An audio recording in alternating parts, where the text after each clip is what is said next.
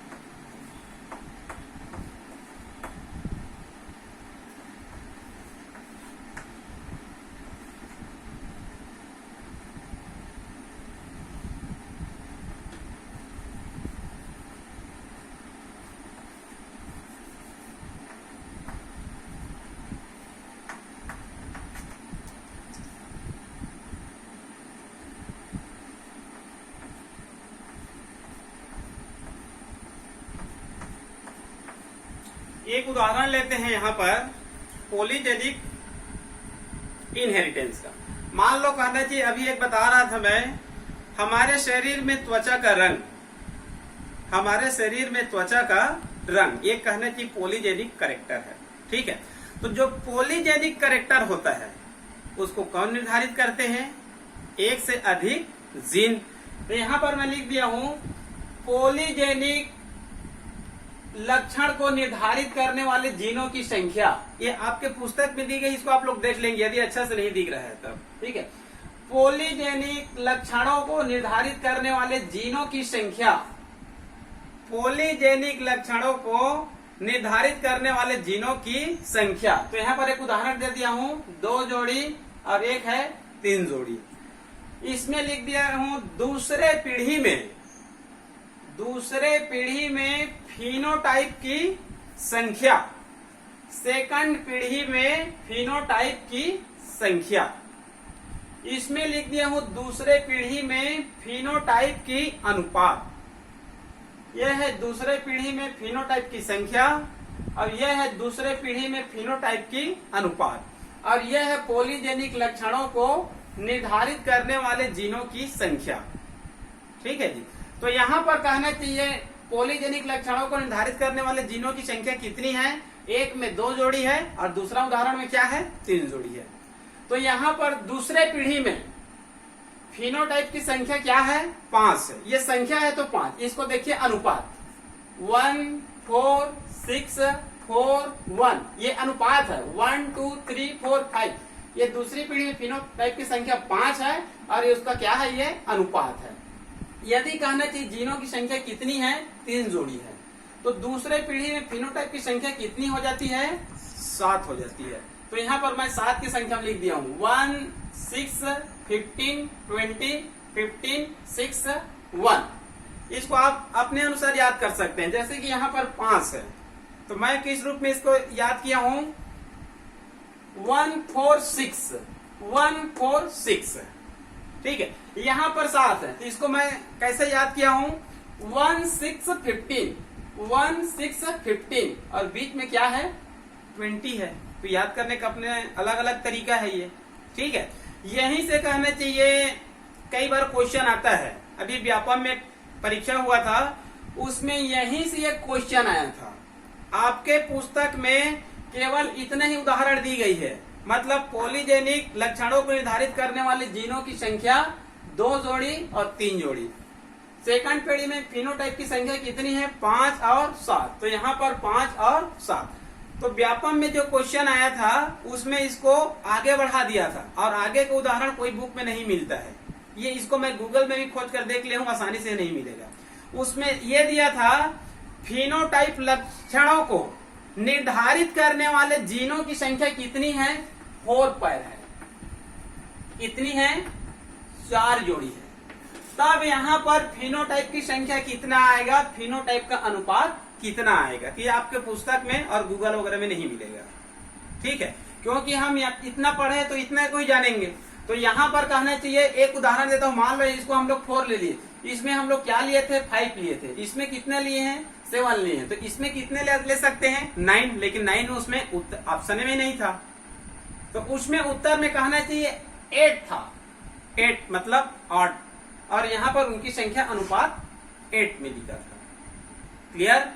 तो कहना चाहिए ये पॉलीजेनिक इनहेरिटेंस का क्या है, ये उदाहरण है। ये पॉलीजेनिक एक लक्षण है, उसको निर्धारित करने वाले कहना चाहिए जीनों की संख्या कई होती है। तो पॉलीजेनिक है, इसमें स्पष्ट है। मनुष्य की लंबाई एक लक्षण, मनुष्य की त्वचा का रंग एक लक्षण, मनुष्य की बुद्धि एक लक्षण। लेकिन इसको निर्धारित करने वाले जीनों की संख्या क्या है 1 से अधिक है। तब इसी को हम लोग क्या बोलते हैं पॉलीजेनिक इनहेरिटेंस। समझ में आया ना? बहुत सिंपल है ये। आगे बढ़ते हैं। उसके बाद इसका एक और उदाहरण देखते हैं। क्या देखते हैं? इसका एक उदाहरण देखते हैं।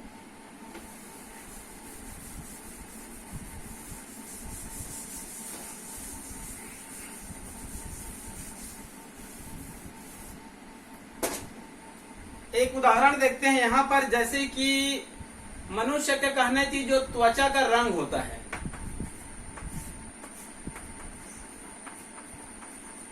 मनुष्य का त्वचा का रंग, मनुष्य का त्वचा का रंग भी क्या है एक इसका उदाहरण है। तो हम लोग देखते हैं आए दिन त्वचा का रंग क्या होती है, सभी का लगभग अलग अलग होता है। जनरली रूप से 3-4 प्रकार देखते हैं। ठीक है, तो वास्तव में त्वचा का रंग का निर्धारण कैसे होता है यह भी अभी तक स्पष्ट रूप से कहने की ज्यादा अध्ययन नहीं किया गया है। लेकिन अमेरिका में कहना चाहिए एक डेवनपोर्ट नामक साइंटिस्ट है, जिन्होंने 1913 में, अमेरिका के एक साइंटिस्ट है जिन्होंने 1913 में, डेवनपोर्ट नामक एक साइंटिस्ट है, उन्होंने मनुष्य की त्वचा का रंग का निर्धारण कैसे होता है इसको बताने का प्रयास किया। जैसे कल आप लोग को बताया था मैं, determination of blood group, blood group का निर्धारण कैसे होता है, वो तो एकदम सिंपल है वो। अब यहाँ पर कहना चाहिए मनुष्य की त्वचा का रंग का निर्धारण कैसे होता है। ठीक है, तो उन्होंने कहना चाहिए, अमेरिका के एक साइंटिस्ट है, डेवनपोर्ट नामक साइंटिस्ट है, उन्होंने क्या किया, अमेरिका में रहने वाले जो व्यक्ति है तो उनमें से कहना चाहिए एक बहुत ही डार्क को ले लिए, मतलब ब्लैक व्यक्ति को, और अमेरिका में ही रहने वाले कहना चाहिए एक व्हाइट फीमेल है उसको ले लिए। तो कहना चाहिए एक पूरी तरह से डार्क है, वेरी डार्क है, ठीक है, और एक कहना चाहिए पूरी तरह से क्या है, व्हाइट है, मतलब वेरी व्हाइट कह सकते हैं। दोनों के बीच कहना चाहिए विवाह होता है।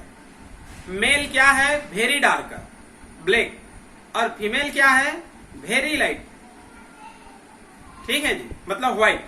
तो दोनों के बीच कहना चाहिए विवाह होता है। तो आगे चलकर कहना चाहिए उनके जो वंशज है, आगे चलकर उनकी जो संतति है, उसमें किस प्रकार की कहना चाहिए, बच्चों में किस प्रकार की त्वचा का रंग आ सकता है, उसका उन्होंने अध्ययन करने का प्रयास किया। उसके लिए आपके पुस्तक में एक बड़ा सा टेबल दिया गया है। वो टेबल को हम लोग आसानी से अध्ययन नहीं कर सकते हैं, क्योंकि उसमें कहना चाहिए 64 खाने दिया गया है, और 64 खाने में इतनी कहना चाहिए उसको डिफिकल्ट बताया गया है, वो आसानी से याद हो नहीं होगा। तो केवल मैं कहना चाहिए आउट ऑफ डायग्राम के रूप में इसको बता रहा हूं मैं। जैसे कि मान लो ये फीमेल है, क्या है ये? फीमेल है। और ये क्या है? मेल है। मेल में कहना चाहिए किस प्रकार की जीन है, यहां पर देखते हैं ए बी सी, मतलब 3 जोड़ी जीन है। कितनी जोड़ी जीन है? 3 जोड़ी। और इसमें है ए बी सी, ठीक है। दोनों के बीच कहना चाहिए क्रॉस। ये मेल है, ये फीमेल है। ये कहना चाहिए ब्लैक है। ये क्या है? ये ब्लैक है। और ये क्या है? व्हाइट है, ठीक है। दोनों के बीच कहना चाहिए विवाह होने के बाद जो संतति है उसमें कौन सी कलर आ सकती है, तो कहना चाहिए इसमें से हम लोग क्या ले लेते हैं? गेमेट ले लेते हैं। तो कौन सा गेमेट लेंगे? A B C. इसमें से गेमेट ले लेते हैं ए बी सी। उसके बाद कहना चाहिए दोनों गेमेट आपस में निषेचन करने के बाद जो नई चाइल्ड बनाती है उसमें इस प्रकार से पोजीशन पाया जाएगा। ये बड़ा ए, इधर से छोटा ए, इधर से बड़ा ए बी, और इधर से छोटा बी, इधर से बड़ा सी और इधर से छोटा सी। तो कौन से कलर आएंगे संतान में? ये आ जाएंगे इंटरमीडिएट। क्या आ जाएंगे? इंटरमीडिएट, मतलब ये सांवले कलर के आते हैं। कौन से कलर के आते हैं? सांवले कलर का। पिताजी क्या थे? वेरी डार्क, और माँ क्या थी? Very white. तो दोनों के बीच क्रॉस होने के बाद अगली पीढ़ी में क्या आने की संभावना है? इंटरमीडिएट। इंटरमीडिएट मतलब सांवले कलर का। पहली, मतलब ये P1 है, ये पहली पीढ़ी है। क्या है ये? पहली पीढ़ी। अब पहली पीढ़ी के बाद जब अगली पीढ़ी में जाएंगे, पहली पीढ़ी के बाद जब अगली पीढ़ी में जाएंगे, तो अगली पीढ़ी में जाने के लिए एक बहुत बड़ी एक टेबल दी गई है, ठीक है। तो उस टेबल का अध्ययन करना तो अभी आसानी से यहाँ पर संभव नहीं है। तो उस टेबल को कंक्लूजन करने के बाद, उस टेबल का निष्कर्ष करने के बाद हमको जो अनुपात मिलता है वो क्या अनुपात होता है? 7। अभी जस्ट अभी आप लोग को बताया था, यदि क्रोमोस जीन की संख्या कितनी जोड़ी है? 3 जोड़ी। तो दूसरी पीढ़ी में मैं कितना अनुपात बताया था? फिनोटाइप 7। यदि 3 जोड़ी है तब, 2 जोड़ी है तब 5 बताया था। यदि 3 जोड़ी तो कितना बताया था? 7 बताया था। तो यहाँ पर 3 जोड़ी है। कितना जोड़ी है? 3 जोड़ी है, ठीक है। तो कितना अनुपात मिलेगा? 7। और 7 का अनुपात क्या था? 1, 6, 15, 1, 6, 15, और बीच में क्या था? 20, मतलब 20। क्लियर? तो टोटल उसको संख्या को गिनेंगे, तो टोटल संख्या को गिनेंगे तो उसमें कितना आता है? 64। इसी कारण एक जो बड़ा सा टेबल दिया गया है, 64 खाने का एक क्या दिया गया है? टेबल दिया गया है उसमें, ठीक है जी। तो मान लो इसका देखिए 1, 6, 15, 20, 15, 6, 1। मतलब अगली पीढ़ी में यदि कहना चाहिए 64 बच्चे उत्पन्न होते हैं मान लो, तो उसमें इसी प्रकार का क्या पाया जाएगा? अनुपात पाया जाएगा, ठीक है जी। तो ये अनुपात को देख लेते हैं कितना कितना आएगा। ये इधर जो कहना चाहिए हम लोग क्या लिखे हैं? 1। ये 1 क्या है? Very dark. ये 1 क्या है? वेरी डार्क, मतलब ज्यादा काले। उसके बाद ये 6 क्या है? डार्क, मतलब ब्लैक। और ये 15 क्या है? Very dark. क्या है? Very dark. और इधर से लेते हैं तो ये क्या है? Very white. ये क्या है? व्हाइट। और ये क्या है? फेरी व्हाइट। और ये क्या है? इंटरमीडिएट। इस प्रकार से कहना चाहिए 64 बच्चे का कहना चाहिए अनुपात दिया गया है। ठीक है, मान लो कहना चाहिए एक प्रयोग किया गया कि त्वचा के रंगों का निर्धारण कैसे होता है। तो डेवनपोर्ट नामक साइंटिस्ट ने 1913 में कहना चाहिए प्रयोग किया था। तो अमेरिका में कहना चाहिए एक डार्क, वेरी डार्क को ले लिए, मतलब ब्लैक को, और एक कहना चाहिए एक व्हाइट को ले लिए। दोनों के बीच विवाह उत्पन्न होता है तो पहली पीढ़ी में क्या मिलेगा? इंटरमीडिएट मिलेगा। लेकिन सेकंड पीढ़ी में 64 बच्चे पर रिसर्च किया गया तो पता मिला कि यहाँ पर कहना चाहिए 7 अनुपात मिलेगा। क्या मिलेगा? 7। तो इसमें से एक क्या रहेगा? ये वेरी डार्क है मतलब ज्यादा काले, और ये कहना चाहिए वेरी व्हाइट मतलब बहुत ज्यादा सफेद। ये क्या है? डार्क मतलब ब्लैक। और ये क्या है? व्हाइट। ये क्या है? फेरी डार्क मतलब ब्लैक तो है लेकिन फेयर है। ये है फेरी व्हाइट, व्हाइट तो है लेकिन फेयर कलर का है। और सबसे ज्यादा 20 मिलेगा। ये क्या है? इंटरमीडिएट मतलब सांवले कलर के मिलेंगे। क्लियर? तो इसमें कहना चाहिए जो 3 जोड़ी जीन है ये प्रभावी जीन है। ये 3 जोड़ी कहना चाहिए जो बड़ी जीन है ये क्या है? प्रभावी जीन है। ये 3 जोड़ी कहना चाहिए छोटी जीन है, ये क्या है? अप्रभावी जीन है। और यहाँ पर बड़ी छोटी बड़ी छोटी बड़ी छोटी मतलब 3 प्रभावी 3 अप्रभावी। ये क्या है? 3 प्रभावी और 3 अप्रभावी है। इतना क्लियर? पॉलीजेनिक इनहेरिटेंस लगभग समझ में आ गया। ठीक है जी। अब आगे चलते हैं। उसके बाद कुछ छोटे छोटे उदाहरण दिए गए, उन सबको आप लोग देख लेंगे। मेंडल के कुछ छोटे छोटे उदाहरण दिए गए, इसको देख लेंगे।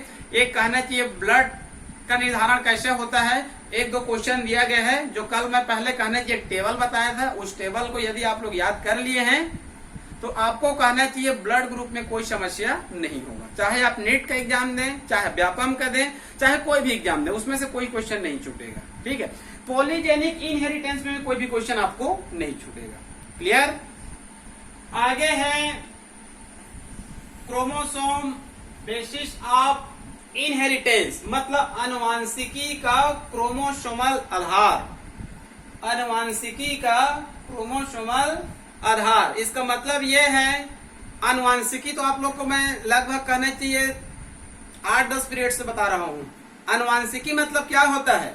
माता पिता के गुणों का संतानों में पीढ़ी दर पीढ़ी जाना, क्या कहलाता है?